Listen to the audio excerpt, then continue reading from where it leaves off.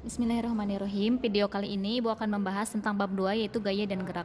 Pertama, pengertian gerak. Gerak adalah perubahan posisi suatu benda terhadap titik acuan atau posisi awal benda.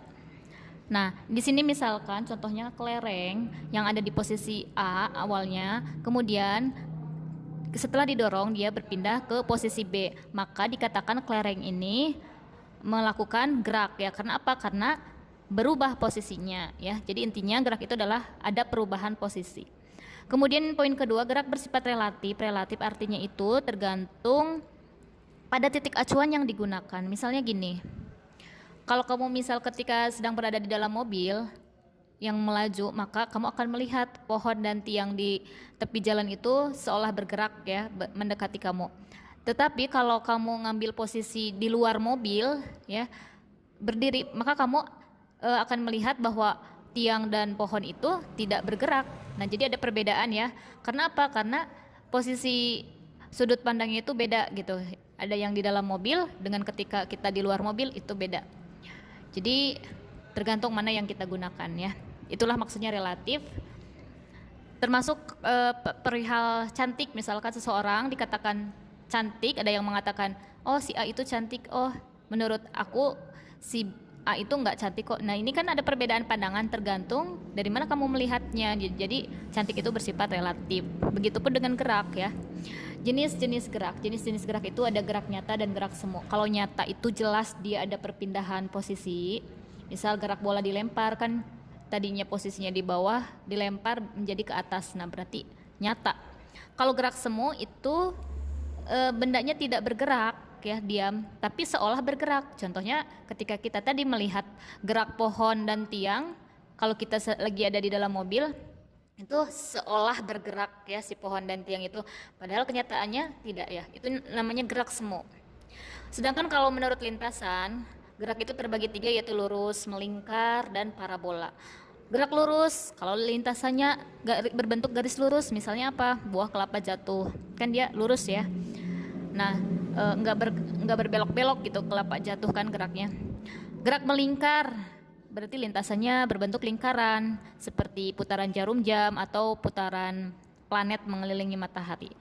Kemudian yang ketiga ada gerak parabola yang lintasannya berbentuk parabola atau kurang lebih kayak gini.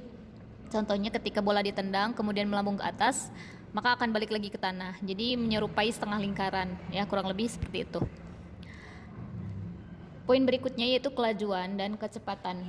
Di sini ada perbedaan antara kelajuan dan kecepatan. Kalau kelajuan itu berhubungannya dengan jarak, sedangkan kalau kecepatan berhubungannya dengan perpindahan. Nah, sekarang pertanyaannya apa sih bedanya jarak dan perpindahan? Nah, kita fokus ke sini gambar ini. Nah, misal ada peristiwa gini, Doni mau ke rumah Aji. Tapi Doni sebelum ke rumah Aji mau ke toko dulu. Dia pakai sepeda 200 meter, beli makanan, terus baru ke rumah Aji ya, balik lagi baru ke rumah Aji. Sejauh 40 ya dari toko. Nah, maka kalau jarak itu di total lintasan total yang ditempuh oleh Doni itu berapa? Dari rumahnya ke rumah Aji 200 ditambah 40, jadi totalnya 240. Jadi kalau jarak itu tinggal dijumlahkan saja 200 tambah 40 ya, ditotalin.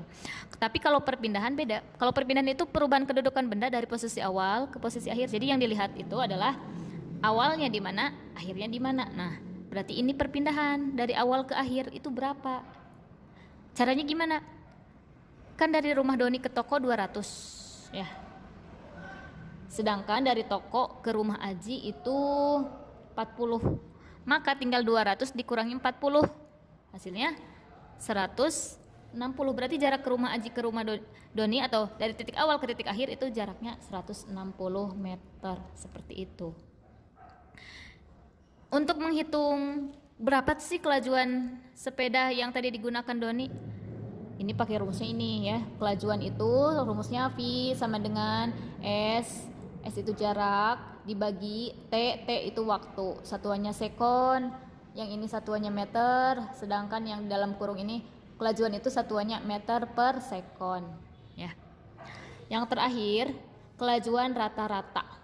Nah, kalau kelajuan rata-rata itu kalau jaraknya ada lebih dari 1 ya. Misalkan gini. Ini juga jaraknya ada 200 dan 40. Nah, ini berarti jaraknya ada 2 kan. Maka kita bisa menghitung dengan rumus ini. Pi sama dengan, Pi-nya pakai tanda topi gitu. S1 ditambah S2, artinya jarak ke 1 dan jarak kedua dijumlahkan dibagi T ya, waktu. Tapi waktu ke 1 ditambah waktu kedua. Jadi S itu tetap ya jarak, T itu waktu, sama aja kayak ini.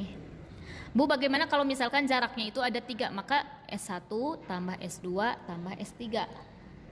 Tinggal diterusin aja ya. Ada berapa sih jaraknya gitu. Nah, tadi kayak gini, contoh ini nih, jaraknya kan ada jarak ke 1 ini kan 200 meter, jarak kedua 40 meter. Berarti nanti di sini tinggal dijumlahin aja, S1 tambah S2, T1 tambah T2, seperti itu. Nah, untuk lebih jelasnya kita perhatikan contoh